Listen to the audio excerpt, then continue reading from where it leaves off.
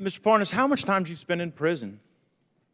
4 months. 4 months. But you were indicted for crimes that could have resulted in you spending 50 years in prison, right?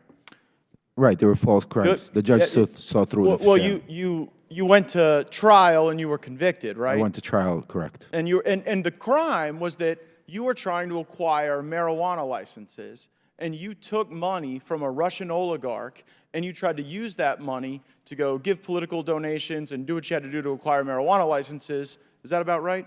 That's what the crime was. That's what the indictment was. Yeah. Right, so it sounds like everyone here today, the only one working for a Russian oligarch was you.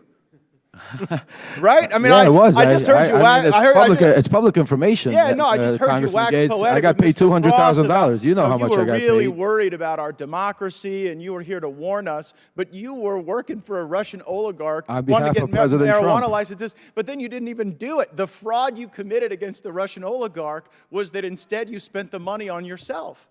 So, like, was that what you were doing to fight against Russia's aggression? That's a lie. Just taking their money? Well, that's what you were convicted of. No, but instead of spending 50 years in prison, you got 4 months. As this hearing continues, I look forward to hearing what Mr. Galanis thinks about how he was treated by the DOJ for telling the truth, as opposed to how you're treated for lying. The DOJ didn't listen to the truth, because if they would listen to the question, truth, the question Mr. Gates had is for Mr. Hear the truth. You can't handle the truth, Matt Gates. Look, well, the truth for you is taking money from Russians to buy marijuana businesses and then going to jail and then coming here to lie about Trump. You should know better than anybody. Gentlemen's time has expired. Chair, you should know better than anybody. Gentlemen's time's expired.